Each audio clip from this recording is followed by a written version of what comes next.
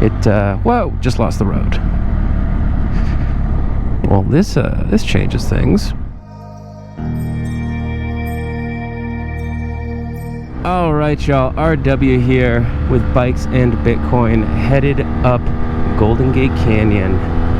We were just outside of Golden, Colorado. We got a lot of traffic today, so we're probably not going to get any really nice kind of deep leans into these corners, though I do love this canyon. Before we get started though, please help a pleb out. Hit me with a like and subscribe. I'm growing this channel.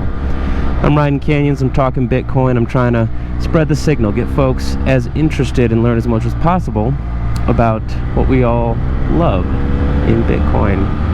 And what are we talking about today? Today we're talking about something that's really been on my mind for quite a little bit. This idea that Bitcoin is inherently conservative technology. Now, I'm pretty interested to get your thoughts on this. So leave me a comment. I'll be active in there replying to y'all. But I have this thesis that I'm working on, which is that Bitcoin is inherently conservative technology. I am not sure what sort of realm of conservatism where it falls in the, call it, political spectrum. That's sort of a libertarian conservative, but what do I mean by that? I think there's really three reasons why Bitcoin is an inherently conservative technology. Three reasons. I'm going to tell you the reasons, and I'm going to break it down for you. First reason is that principles matter. Yes, that is a direct come at your neck, Raoul Pal attack. Principles matter. That's the first reason. Second reason is that denotation is prized more than connotation in Bitcoin. Denotation is prized more than connotation. Maybe another way to say that would be the objective is prized a little more than the subjective in Bitcoin. And the last reason is that decentralization is inherently a conservative trait. Inherently a conservative trait. And that would be sort of decentralization versus a centralized kind of control and command way of doing things. So let's jump back into it, right? Principles matter. What are we talking about here? Obviously, we've got the very famous Raoul Pal quote, and it rubbed a lot of people the wrong way when he says principles don't matter.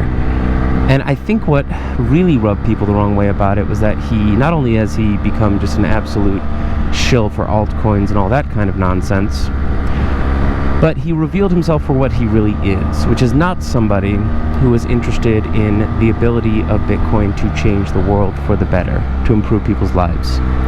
It became very clear when he mentioned that principles don't matter, that all he really cared about was wealth, the sort of wealth and power that you get from participating in this ecosystem. Principles don't matter. Principles don't matter is the kind of stuff that a Goldman Sachs banker says. This kind of person that wants to make money on both sides of the trade. They have no interest one way or another. It's not really this kind of Bill Ackman activist investor kind of ethos of I'm doing this thing where I'm trying to participate in the market in a certain kind of way, have a certain kind of outcome because I fundamentally believe in certain values or certain principles. Bill Ackman, very famously, the gentleman who, not only being a great investor, but he also was short the, oh goodness, the name escapes me. It's the big fitness product company that's essentially it's a pyramid scheme, but he was short for them for quite a while on principle. Really on principle was the basis of his trade. He took a huge short position in them, and the name will come back to me, and then I'll probably blurt it out in the next 10 minutes. But principles matter. Now, the reason Raoul is so disgusting to us, I'm going to go right just to see what's up here. The reason Raoul is so disgusting to us is because principles do matter. Fundamentally, the reason Bitcoin exists the way that it does is because its principles, its founding principles, the white paper was released before the code. So fundamentally, the ideas behind it, the principles that it seeks to empower, are far more valuable than simply the code itself, the thing, right? So the ideas under which it operates are really the most critical aspect of it. Now, this is really expressed quite well when you look at something like the big block, small block debate. Obviously the famous sort of Jihan Roger falling out. We want to have big blocks versus we want to have small blocks. Bitcoin, Satoshi's vision, Craig Wright, all that good crap that has since turned out to be a whole lot of nonsense, because now there are versions of Bitcoin that have enormous blocks, and guess what? Nobody uses them. What was that argument about? It was about the principle of decentralization, that if you were to go ahead and start to increase the block size, you would be betraying one of the core values of Bitcoin, which is this idea of decentralization, because with the bigger blocks, you obviously have just massive storage that comes with that, and then all of a sudden, the average pleb cannot run a node, and you run into serious issues, very serious issues. So that is, it's a perfect example of this idea that the principles are what matters. It is very much a come for the gain, stay for the revolution kind of sentiment, which is that, yeah, this thing is growing, but at the end of the day, it will be destroyed if you destroy the core ideas on which it operates. The ideas precede a lot of the actuality. The principles themselves are what matters. It's inherently conservative. It's inherently something where you often see, at least in the sort of common parlance, you see the sort of liberal ideologies kind of laughing at these sort of backwards, traditional, dated, conservative values. And they're doing this. Let's see if I can get a little pass in here. Thank you, Fran. They're doing this because in some way they are not adhering to any firm set of principles. It's the difference between somebody that's religious or not, somebody who adheres to a certain set of cultural values. The sort of liberal interpretation is one in which you are just kind of rolling with it. You're saying, oh yeah, everything can be interpreted in your own way. Where a more conservative approach says, no, that's not really something that we can do. We can't compromise the core values, the principles that we believe in, because then I've sort of given up the ghost, right? I have destroyed the core value proposition by giving up on my principles. And we have found an open road, a beautiful open road. I cannot wait to see where it takes us. So that's the first point. Principles matter, which is an inherently conservative viewpoint. Second reason, denotation is prized more than connotation. Denotation is prized more than connotation. If you remember your English classes where you studied denotation and you studied connotation, what would you do? Your English teacher would stand in front of you and they would say, okay, we've got a word, particularly in poetry, right? And what this word denotes, what its literal meaning is one thing. But what it may imply is something else. And this is really the difference between, do you have an objective viewpoint of that it is what it says it is, or do you sort of seek the secondary layer, the deeper understanding that may be implied but not directly stated in the thing, right? So, perfect example of this, if you look at, let me go for a pass again. This could not be a more beautiful day. Well, first let me jump into this, denotation versus connotation. You look at something like the sort of, wow, it is sandy. Must have just gotten some rain. You look at the sort of liberal arts interpretive stance. It's really a postmodern stance that people are bringing that typifies this idea of connotation as everything, which was a movement from really more conservative kind of philosophy, conservative sense that, you know, if I say the thing, it is the thing.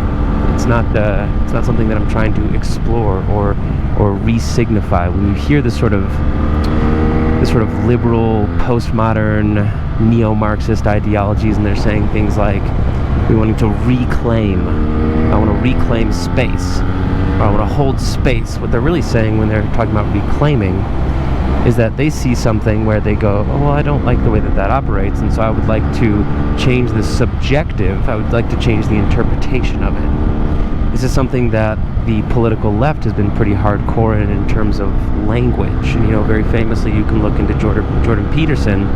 The first sort of stance that sent him into the first round of media attention was that there was a law passed in Canada that said that you were going to be forced to use the pronouns that an individual wanted you to use.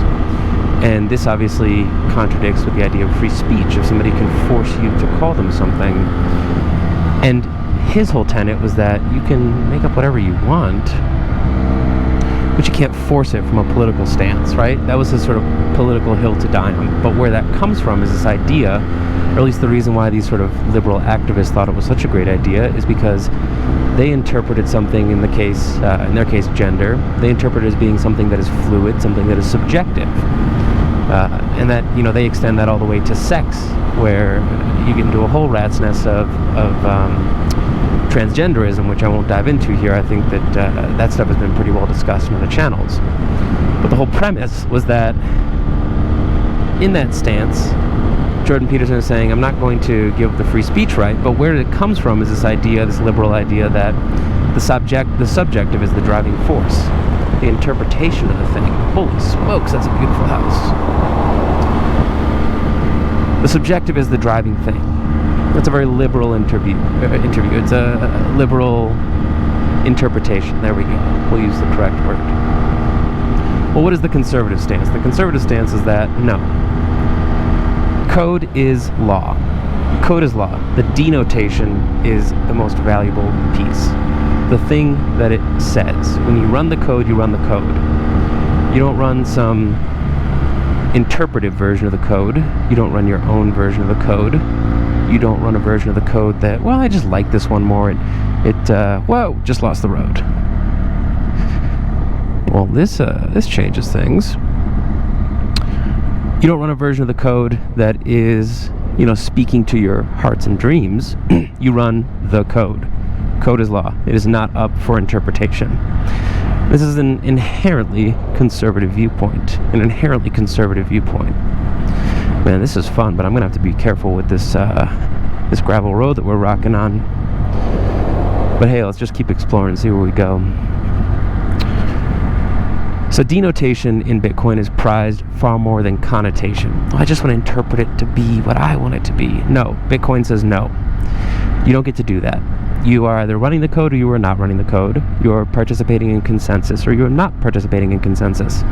So the denotation is prized far more than the connotation. Sweet Moses, these houses are unreal. Are you seeing this? These are just like beautiful little summer ranches nestled up in the sides of the mountains. Holy cow. I'm seeing citadels everywhere I go. Alright, now we got two pieces. First piece is that principles in Bitcoin matter. Second piece is that denotation is prized over connotation. These are reasons why Bitcoin is inherently conservative technology. And the third piece, which is this idea of decentralization. Decentralization itself is inherently conservative. It's inherently a conservative idea, because what does it say? It says that if you operate by certain rules in the protocol, you can do whatever you want as long as you play by those rules. And this brings us to this idea of decentralized versus centralized. Centralized command and control. That's good, Joe. That is not comfortable. Rocking those skinny tires on a gravel road. There's got to be good training. Look at these hills. We are really steep right here. Decentralization is inherently conservative. Now, what does that mean? It means that, let's take a good example of original kind of decentralization. You take the idea of, whoa, okay, getting some loose gravel. Let me focus a little bit here. We'll talk about America's founding. In America's founding, you had a whole different set of cultures that had different ideologies, different belief structures, different ways of organizing themselves, but they all really agreed to a common protocol. This is what we talk about when you say this idea of the American dream. You're fleeing persecution for a certain kind of freedom. A certain kind of freedom that's protected under the law. And so you had all these disparate cultures that were coming to the New World, coming to America, and they were doing so because while they recognized that they could be different, they would agree to operate by a certain set of laws. It's the same thing as running a protocol. If you run the protocol in Iran, if you run it in Venezuela, if you run it in Denver, Colorado, if you run it in Nigeria, it's the protocol.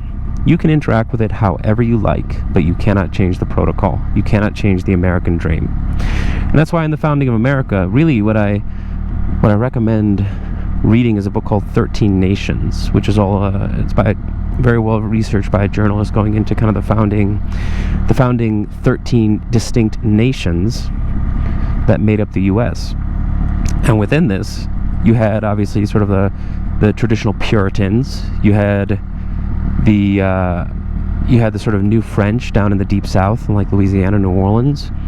You had folks that were coming that were sort of like neo-feudal guys that were in the Carolinas. You had a whole set of folks that were sort of the Irish fleeing persecution who came through the Pennsylvania, sort of Quaker-run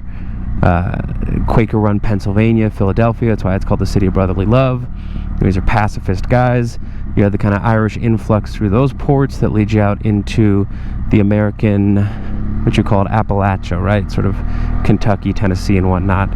And everybody was coming in, and they were playing by a certain protocol, which is this idea of the American dream, right?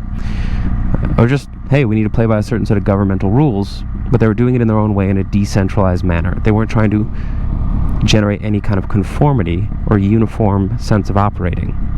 This is actually inherently a conservative idea. The idea that, you know, I'm kind of libertarian about this. I don't care what you do as long as you're not trying to intercede on my rights, as long as you're not trying to, you know, make my ability to live more difficult. You can go ahead and live your life. And this is not a conflict-free way of operating. On the other side of the spectrum, you have something like the sort of liberal command and control, AI equals communism, centralized platform sort of mentality that we live in today. And you've never seen more of it than you have with all of the censorship that has been occurring across these centralized tech platforms. These folks are really trying to force conformity through their centralized platforms. So they have to centralize where the conversations are happening, whether it's Facebook or Twitter or Google or YouTube, and then they control, or they kind of nudge you towards a certain kind of uniformity. They're inherently manipulating you. And this is not something that is a conservative value, the idea that you can manipulate somebody else. It's this idea of centralization. This idea that if I just kind of push somebody in the right direction, I can kind of re-educate them into what they should believe. What is going on? The road just comes up out of nowhere. This is the strangest little route, but I'm not going to lie, I like it. So that's decentralization versus centralization. Decentralization is inherently a conservative way of running anything. So have we proven the point that Bitcoin is inherently a conservative technology? It's an inherently conservative technology. I think so. I'd be really interested in seeing what you guys have to say about it. I see it really in the conversations I have with the plebs, the folks I engage with online, is that they really do embrace a set of conservative values. Maybe neo-conservative, whatever that might be. But they're definitely not your typical sort of West Coast liberal. Don't see a lot of kind of typical West Coast liberals playing deep in the ecosystem of Bitcoin and really trying to grow the culture there. So that's what I've got for today. Thanks for coming on this little adventure with me. Maybe one day I'll get out of here. This checkerboard of dirt roads, paved roads. Who knows where we are? We're on Golden Gate State Park having a good time. That's all I got for you. Make sure you hit that like. Make sure you hit that subscribe. It has been a pleasure riding today. This is RW with Bikes and Bitcoin.